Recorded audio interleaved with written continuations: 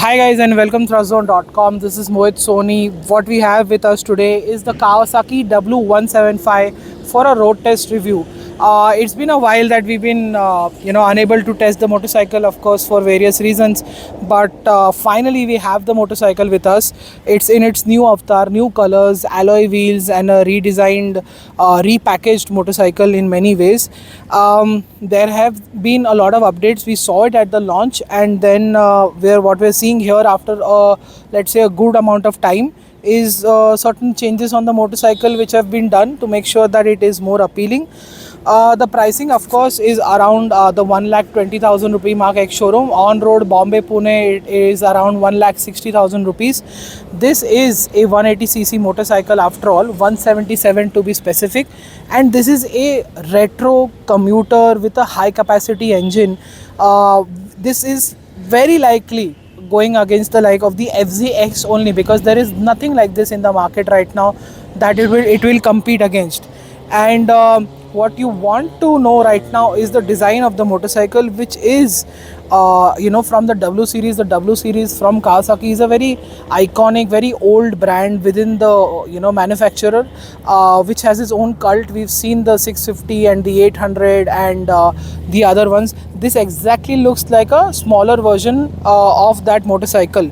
And what you see here is a typical round headlight, and to begin with a nice chrome. I see very good plastic here, and the quality of finish and the paint also looks quite nice. The plastic also feels quite solid.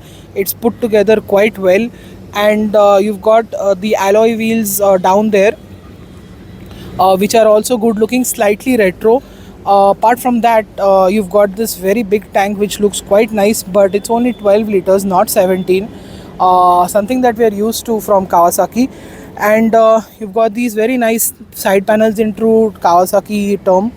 You've got this very basic grab handle, but the quality, the paint, and everything that is on offer here looks quite nice to me over here. And there's the typical sari guard which Kawasaki does exactly well, and does not disappoint the regulation guys at all with the way they do their sari guards, that's for sure.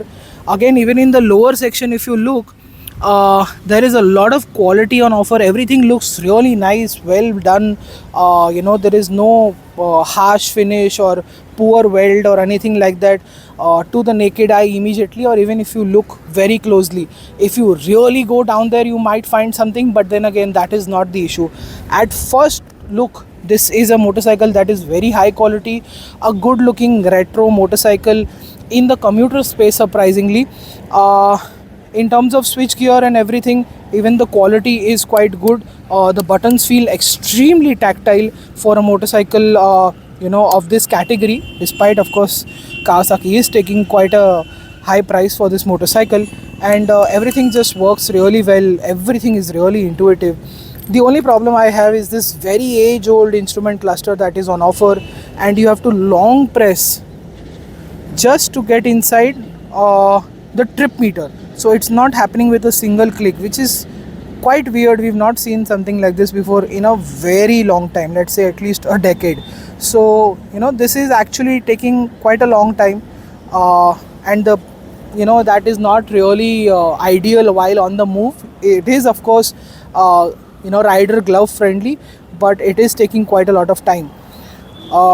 In terms of design, yes, everything fits right. Even this fuel cap here, I'm really amazed with the kind of plastic that is on offer, and it is hinged, of course. Look at the finish on the inside as well. This is really well done. The motorcycle really feels quite solid. I like this plastic that is on offer, that is replacing the metal cap. So that is a bit of novelty that people will realize every time they fill up the motorcycle.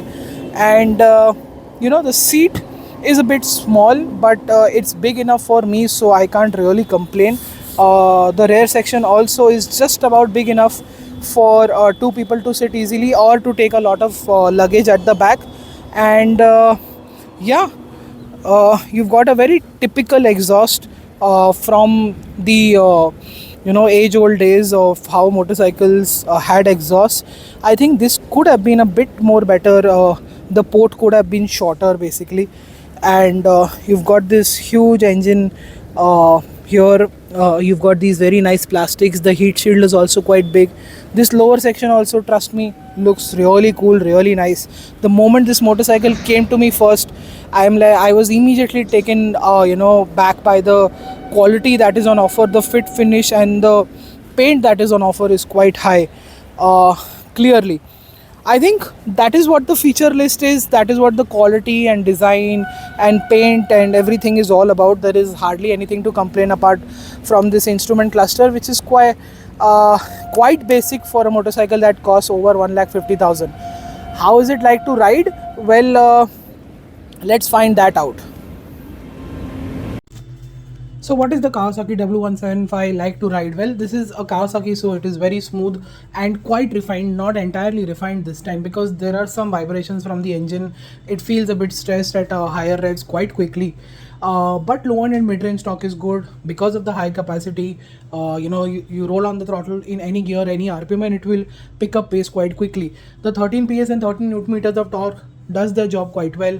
The high capacity engine also does its job quite well because, as they say, there's no replacement for displacement. So that's where this low power and torque, high cubic capacity comes in together quite well.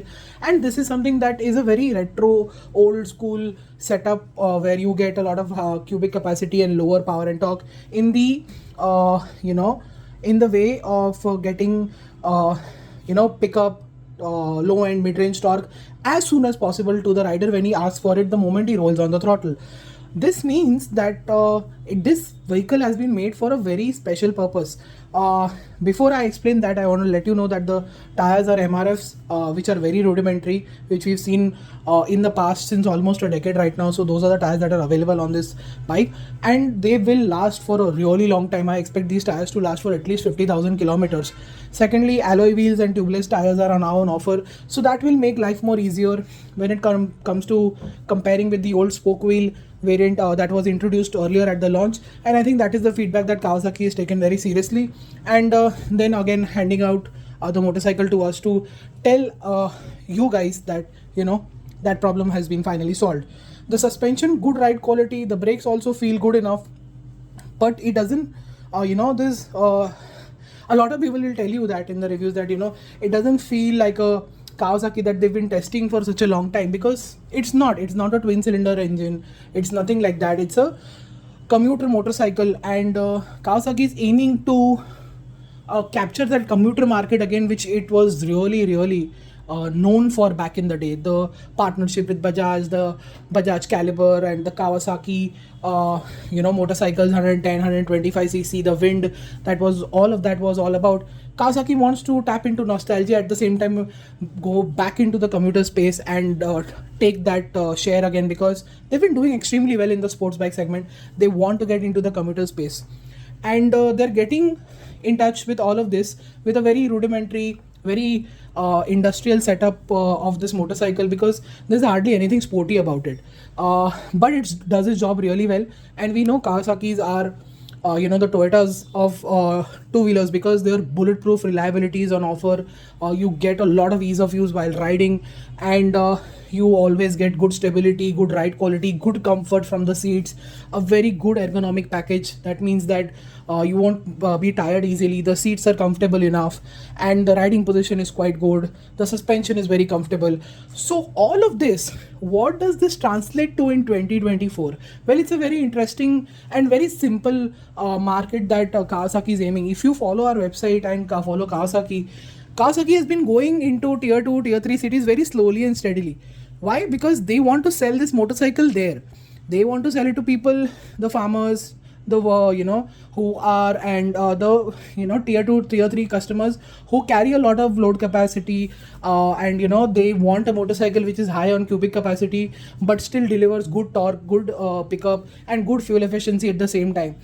This will sort of deliver around 45 kilometers per liter very easily, and that is what Kawasaki is aiming at right now, because they've been getting into tier 2, tier 3 cities because they were building this motorcycle and they knew they had to sell this motorcycle over there to get that old market share back, or get the Kawasaki brand name into Bharat, because they're done with India, they're done with the urban part. They want to get into the rural part of the country, and that is why they're launching this motorcycle, and that's why they have come up with this very excellent package which looks fantastic on paper and backed by Kawasaki's reliability and age old days of remembering the fact that how good Kawasaki commuter motorcycles were in India, in the urban market as well. This will quite literally appeal to a lot of gig workers, the delivery guys, basically from right from your e-commerce to your groceries to your guys who deliver everything to you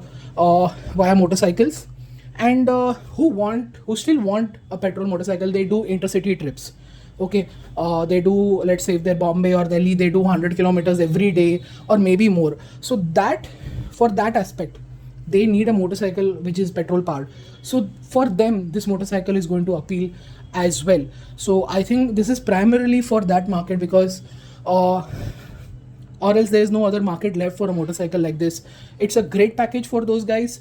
It's a great package for people who want to relish a commuter from Kawasaki like the good old days. Even I would love to do that, but unfortunately, I've moved on. But somebody else who wants to do it, somebody wants to live the good old days with a commuter sort of commuter retro looking motorcycle from Kawasaki. They know it's going to last long. They can have this in their garage. But mostly this is going to be put to commercial use by a in a way or the other, because for them this motorcycle will appeal to by a huge margin, and that's what they can get their hands on at 1,60,000 rupees on road. This is actually a good value considering it's robust, it feels very solid, it feels put together quite well, the quality is really nice, and the pricing is slightly higher, but this motorcycle will at least last a decade easily, even at the hands of these gig workers or any sort of commercial owners who are willing to put a lot of kilometers on it. It might even last for 2 decades as well, because that's the kind of motorcycles Japanese manufacturers make, and this is no exception. The W175 is here. It's here with a purpose. Please understand, there is a purpose after all. Kawasaki makes, in fact, any Japanese manufacturer takes a decision after a endless amount of consideration. This is what they're aiming at. You can still get one if you're an enthusiast, if you like old motorcycles, and enjoy what this motorcycle is all about. Simple, plain commuting with a bit of retro old school looks, and the W badge that also has enough weightage in the Kawasaki range to appeal to a lot of audience as well. That's it. That's what the W175 is all about. Thank you so much for watching this video. Make sure you like, share and subscribe. Follow us on our website and social media for everyday updates. Until then, goodbye.